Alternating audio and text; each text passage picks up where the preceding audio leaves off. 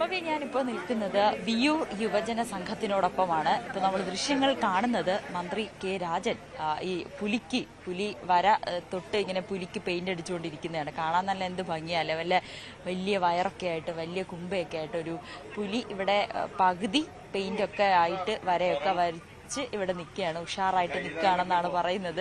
എന്തായാലും ആ ദൃശ്യങ്ങളാണ് ഇപ്പോൾ പ്രേക്ഷകർ കണ്ടുകൊണ്ടിരിക്കുന്നത്. പുലിക്ക് ഷേക്ക് ഹാൻഡൊക്കെ കൊടുത്ത് ആദ്യമായിട്ടായിരിക്കും അല്ലേ നമ്മൾ സാധാരണ പുലി വരുന്നു എന്ന് പറയുമ്പോൾ നമ്മൾ ഓടുകയാണ്. പക്ഷേ തൃശ്ശൂരിൽ പുലി ഇറങ്ങുമ്പോൾ അത് ആളുകളൊക്കെ കാണാൻ വരും. മിനിസ്റ്ററെ, അങ്ങനെ പുലിക്ക് വര വരച്ചിരിക്കുകയാണ്. പ്രശ്നമില്ല, ഇനി കുറച്ചുകൂടി സൂക്ഷ്മതലത്തിൽ വരയ്ക്കും. പുലിയുടെ വയറിന്റെ അവിടെയായിരിക്കും പുലിയുടെ ഈ കാണുന്ന നാവും അതിന്റെ പല്ലും അതിന്റെ രോമങ്ങളൊക്കെ വരുന്നത്.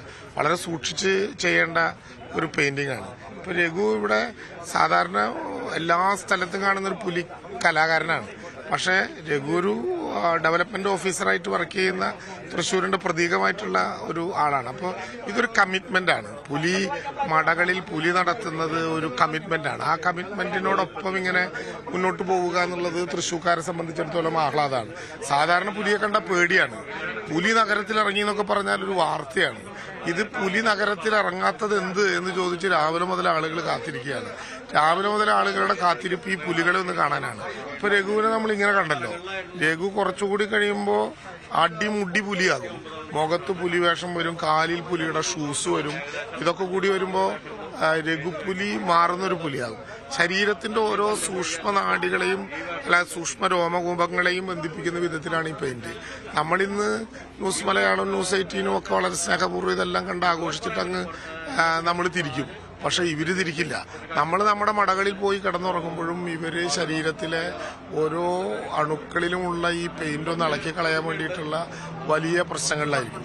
ഇത്തവണ വലിയ സസ്പെൻസുകളും ആഹ്ലാദങ്ങളും ആരവങ്ങളുമുള്ള ഒരു പുലിക്കളിയായിരിക്കും. കുറച്ചു കാലത്തിന് ശേഷം വളരെ ആഹ്ലാദമുള്ള ഒരു പുലിവേഷങ്ങളായിരിക്കും. കാരണം ഒരുപാട് രഹസ്യങ്ങൾ ഇവർ ഒളിപ്പിച്ചു വെച്ചിട്ടുണ്ട്.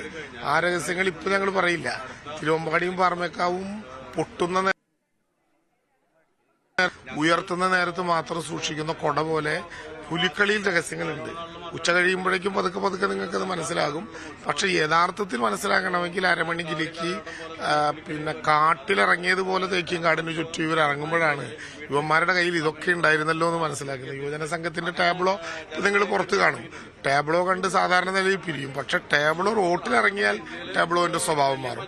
അങ്ങനെ ഏറ്റവും ഗംഭീരമായിട്ടുള്ള ഈ നടപടിക്രമങ്ങളിലൂടെ പുലിക്കളി പോവുകയാണ്. പുതിയ ചെറുപ്പക്കാർ വരുന്നു. അതാണ് നമുക്ക് ഏറ്റവും ആഹ്ലാദമുള്ള കാര്യം. അത് കഴിഞ്ഞ കുറെ കാലത്തിന് ശേഷം ആദ്യമായിട്ടാണ് 2 പുതിയ സംഘങ്ങൾ കൂടി തവണ വരുന്നു. 9 സംഘങ്ങളായി മാറുന്നു. ഇതെല്ലാം കൂടി നമുക്ക് ഗംഭീരമാക്കും. 51 പേരടങ്ങുന്നതാണ് ഓരോ സംഘവും.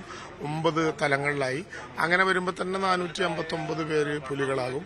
തവണ പെൺപുലികളുണ്ടാകും, അംഗവൈകല്യത്തെ മറികടക്കുന്ന പുലികളുണ്ടാകും. പിന്നെയും ഒരുപാട് സസ്പെൻസ് ഉണ്ടാകും. അത് തൃശ്ശൂർക്കാർ സ്വകാര്യമായിട്ട് കാത്തുവച്ചിരിക്കുകയാണ്. നിങ്ങളോട് ഇപ്പൊ പറയില്ല. ഒപ്പം തന്നെ ഓരോ തവണയും നമുക്ക് പുലിക്കളി കാണുമ്പോൾ തന്നെ അടുത്ത വർഷവും നമുക്ക് എന്താണെന്നുള്ള ഒരു ആവേശം കൂടുന്ന ഒരു കാഴ്ച കൂടിയാണ്. അത് ഉറപ്പായിട്ടും ഈ പുലിക്കളി നിന്നു പോകുമോ എന്ന് പേടിച്ചവരുണ്ട്. 5 പുലിയായിട്ട് ചുരുങ്ങിയതുണ്ട്, 5 സംഘങ്ങളായിട്ട് ചുരുങ്ങിയതുണ്ട്. വീണ്ടും അവിടെ നിന്ന് എല്ലാവരും കൂടി സംഘം ചേർന്ന് ഇവരെ കൊണ്ടുവരികയാണ്. ആ കലാകാരന്മാരാണ് ഈ പുലിക്കളിയുടെ ഭാവി നിശ്ചയിക്കുന്ന ദോക്തമായിട്ടുള്ള സംവിധാനം. അതെ, മിനിസ്റ്റർ പറഞ്ഞത് തന്നെയാണ് ഏറ്റവും പ്രധാനപ്പെട്ട കാര്യം. പുലിക്കളി നിന്നു പോകുമോ എന്ന് നമ്മൾ പ്രതീക്ഷിക്കുന്ന കാലത്താണ് ഓരോ പുലികളുടെ എണ്ണം, പുലിക്കളിക്കാരുടെ എണ്ണം, സംഘങ്ങളുടെ എണ്ണം ഇങ്ങനെ കൂടി വന്നുകൊണ്ടിരിക്കുകയാണ്. ഭവ്യ, നമ്മുടെ ഇവിടെ പുലിച്ചേട്ടൻ റെഡി ആയിട്ടുണ്ട്. ചേട്ടാ, മിനിസ്റ്റർ പറഞ്ഞു ഒരു ഉദ്യോഗസ്ഥനാണ്. എങ്ങനെയാണ് ഈ പുലിക്കളി ആവാലും പുലിക്കളിയുടെ വേഷം കെട്ടാൻ അല്ലെങ്കിൽ ഈ ഒരു മേഖല അത്രയും ഇഷ്ടപ്പെടാനുള്ള ഒരു കാര്യം എന്താണ്? 29 വർഷമായിട്ട് ഈ മേഖലയിലുണ്ട്. അത് പുലിക്കളിയോടുള്ളൊരു ആവേശം. അതായത് ഒരു ദിവസം കാണാൻ വന്നിട്ട് വേഷമെടുത്ത് കാണാൻ വന്നപ്പോൾ അന്ന് വേഷമിട്ട് തുടങ്ങിയതാണ്. അങ്ങനെ ഇതേവരെ മറ്റേ കൊറോണയ്ക്കും വെള്ളപ്പൊക്കത്തിനും പുലിക്കളി ഇല്ലാത്ത വർഷങ്ങളിൽ മാത്രമാണ് ഞാൻ വേഷം ഇടാതെ ഇരുന്നിട്ടുള്ളൂ. ഈ വേഷം കൊണ്ട് ഇന്ത്യയിലൊട്ടുക്ക് ഡൽഹിയും പഞ്ചാബ് ഒഴികെ എല്ലാ സ്റ്റേറ്റിലും പുലിക്കളി കൊണ്ടെത്തിച്ചിട്ടുണ്ട്. തൃശ്ശൂരിന്റെ സ്വന്തം കലേനെ നിലനിർത്താനായിട്ട് നമ്മൾ പരമാവധി പരിശ്രമിക്കുന്നു. അത്ര മാത്രം. അതെ, നിങ്ങളെപ്പോലുള്ള ഒരുപാട് കലാകാരന്മാരാണ് ഈ ഇത്തരത്തിലുള്ള കലാരൂപങ്ങൾ ഇപ്പോഴും മുന്നോട്ട് കൊണ്ടുപോകുന്ന, അല്ലെങ്കിൽ ആളുകൾക്കൊക്കെ വലിയ സന്തോഷം അല്ലെ. ഇപ്പൊ പുതിയ തലമുറ ഏറ്റെടുത്ത് തുടങ്ങിയിട്ടുണ്ട്. കാരണം വെച്ചാല് പഴയ പോലെയല്ല. ഇപ്പോ ഉത്സവങ്ങൾക്ക് പുലിക്കളി വെക്കുന്നുണ്ട്. ആദ്യമൊക്കെ നാലോണം നാളിൽ മാത്രമാണ് പുലിക്കളി ഇറങ്ങിയിരുന്നത്. ഇപ്പൊ എല്ലാ ഉത്സവങ്ങൾക്കും പുലിക്കളി ഇറങ്ങുന്നുണ്ട്. അങ്ങനെ പുതിയ തലമുറ, പുതിയ ആളുകൾ വരുന്നു, പുതിയ ടീമുകൾ വരുന്നു, വേഷടാനായിട്ട് ആളുകൾ വരുന്നു. കൊച്ചു കുഞ്ഞുങ്ങൾ വരെ വേഷടാൻ ആവശ്യം കാണിക്കുന്നു. അതേപോലെ പുതിയ പുതിയ ടീമുകൾ ഇപ്പോൾ കഴിഞ്ഞ തവണ 6 പെൺപുലികൾ വരുന്നു. അതൊക്കെ നല്ലതാണ്. കാരണം ഈ ഒരു കലയെ നിന്ന് പോകുമെന്നൊരു പേടിച്ചിരുന്ന ഒരു കാലഘട്ടം ഉണ്ടായിരുന്നു. അപ്പൊ അതിൽ നിന്ന് മാറി ഇപ്പോ നല്ല രീതിയിലേക്ക് പുരോഗമിക്കുന്നുണ്ട്. വിയൂർ സംഘത്തിൽ തന്നെ ദേശത്ത് തന്നെയായിരുന്നോ എല്ലാ തവണയും, അതോ മാറി മാറി ഉണ്ടാവും? കാരണം വെച്ചാല് ചില ടീമുകൾക്ക് ചില കൊല്ലം ഇറക്കാൻ പറ്റാത്ത സാമ്പത്തികം അത്രയും ഇപ്പോ ഒരു ഇതൊക്കെ സഹായം കിട്ടുന്നുണ്ട്. ആദ്യം അങ്ങനെയൊന്നും ഉണ്ടായിരുന്നില്ല. കയ്യിൽ നിന്ന് എടുത്തിട്ടാണ് എല്ലാ പുലി സംഘങ്ങളും ഇത് നടത്തിയിരുന്നത്. അപ്പൊ അങ്ങനെ വരുമ്പോ എല്ലാ പ്രാവശ്യവും ഇറക്കാൻ പറ്റാത്തവരും, അങ്ങനെ ഞാൻ ഏകദേശം 11 ടീമുകളിൽ ഞാൻ കളിച്ചിട്ടുണ്ട്. ഈ പെയിന്റിന്, ഇത്തവണത്തെ പെയിന്റിന് എന്തോ ഒരു പ്രത്യേകത ഉണ്ടെന്ന് പറഞ്ഞു, അതെന്തായിരുന്നു? അത് പെയിന്റിന്റെ പ്രത്യേകത നമുക്ക് ഞങ്ങളെ പറയാൻ പറ്റില്ല. പിന്നെ ഈ വയർ മെയിൻറ്റെയിൻ ചെയ്യാൻ വേണ്ടിട്ട്, വയർ മെയിൻറ്റെയിൻ ചെയ്യാൻ ഒന്നും ചെയ്യില്ല. ഞാൻ അത്യാവശ്യം എക്സസൈസ് ഒക്കെ ചെയ്യുന്ന ആളാണ്. ഒരു 10-20 കിലോമീറ്റർ സൈക്കിൾ ചവിട്ടുന്ന ആളാണ്. എന്റെ വീട്ടിലേക്ക് ബസ് ഇറങ്ങിയിട്ട് 1 കിലോമീറ്റർ നടന്നിട്ട് വേണം വീട്ടിലെത്താനായിട്ട്. അപ്പൊ ദിവസം 2 പ്രാവശ്യം കടയിൽ വരണമെങ്കിൽ 1 കിലോമീറ്റർ അങ്ങോട്ടും ഇങ്ങോട്ടും നടക്കണം. അത് കുന്നുമലയ്ക്കുള്ള ഈ വയറ് കുറയില്ല. ഇത് കാരണം വെച്ചാൽ ചെറുപ്പം മുതലേ ഉള്ളതാണ്. അന്ന് മുതൽ കൂലിപ്പണിക്ക് പോകുന്ന സമയങ്ങളുണ്ടായിരുന്നു. ആ സമയത്തും ഈ വയറിങ്ങനെ ഉണ്ടായിരുന്നു. ഈ വയറൊരു അനുഗ്രഹമായിട്ട് തന്നെ നിൽക്കുന്നുണ്ട്. അപ്പൊ എത്ര മണിക്ക് ഇത് പെയിന്റ് ഫുൾ അടിച്ചു കഴിയും? ഇത് ഏകദേശം 4 മണിയോടുകൂടി മുഴുവനാവുള്ളൂ. 4 മണിയാവും. അത്രയും ഡീറ്റെയിൽ ആയിട്ട് ചെയ്യണം. അല്ലാണ്ട് ഇത് ഒരു ചുമരുമ പെയിന്റ് അടിക്കുന്ന ആൾക്ക് അല്ലെങ്കിൽ പടം വരയ്ക്കുന്ന ആൾക്ക് ഇത് ചെയ്യാൻ പറ്റില്ല. കാരണം വെച്ചാൽ മനുഷ്യ ശരീരത്തിന്റെ 24 മണിക്കൂർ അനങ്ങുന്ന ഭാഗമാണ് വയറ്. ആ വയറുമ്മലാണ് ഇതിൽ പ്രത്യേക വരകൾ വരുന്നത്. ഏറ്റവും കൂടുതൽ ശ്രദ്ധിച്ച് ചെയ്യേണ്ട കാര്യം അതാണ്. അപ്പൊ അങ്ങനെ ആ അനങ്ങുന്ന ഇതുമേ ഒരു പുലിനെ ഒരുക്കിയിട്ടുണ്ടാക്കണമെങ്കിൽ ആ കലാകാരന്റെ കഴിവ് തന്നെയാണ്. അപ്പൊ നമുക്ക് ആശാനോടും കൂടി കൂടുതൽ കാര്യങ്ങൾ ചോദിക്കാം.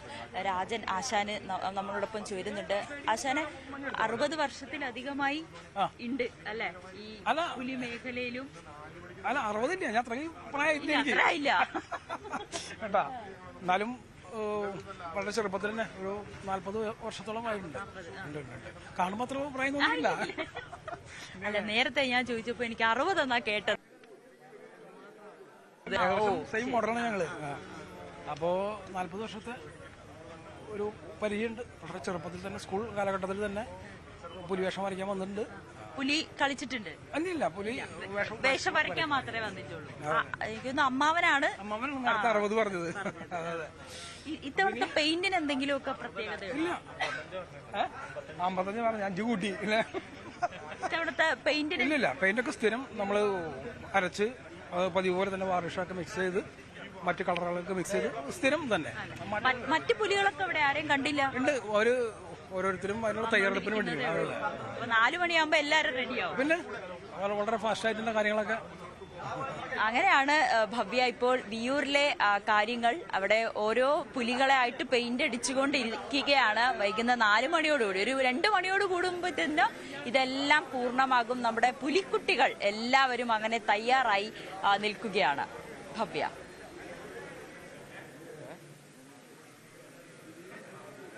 അതാണ് നവമി. എന്തായാലും ഞാനും നിൽക്കുന്നത് നമ്മുടെ അയ്യന്തോൾ ദേശത്ത് നമ്മുടെ പുലിച്ചേട്ടന്മാരുടെ പുപ്പുലികളുടെ മൂത്താപ്പ പുലികളുടെ ഒക്കെ കൂടെയാണ്. ഇതാ കണ്ടില്ലേ, ഒരു ചേട്ടൻ നല്ല മീശയൊക്കെ വെച്ച്. ഈ മീശ പണ്ടേ ഉള്ളതാണോ? അല്ലല്ല, ഈ ഓണത്തിന് വേണ്ടി വെച്ചതാ. കരയിട്ട്? സത്യമായിട്ടും. അയ്യോ, ഞാൻ വിചാരിച്ച ട്രോൾ ചെയ്താണെന്ന്. ശരിക്കും പിരിക്കോ? അത് പിന്നെന്താ, പിരിച്ചു നോട്ടെ. സൂപ്പർ. ഇത് ഈ പുലിയുടെ മീശയാണല്ലേ? പിന്നെ പുലിക്ക് മീശ ഉണ്ടോ ശരിക്കും? പിന്നെ ഇല്ലേ? ഉണ്ടല്ലേ? അതാണ്. അപ്പൊ എന്തായാലും നവമിയുടെ വിശേഷങ്ങൾ അറിഞ്ഞു. ഇനി അനുമോദിലേക്ക് പോകണം. എന്റെ അനുമോദം ഇപ്പോൾ ഒരു രക്ഷയില്ല. ഇതാ അയ്യന്തോൾ ദേശത്ത് 51 പുലികളാണ് ഇനി ഇറങ്ങാൻ പോണത് അല്ലേ ചേട്ടാ?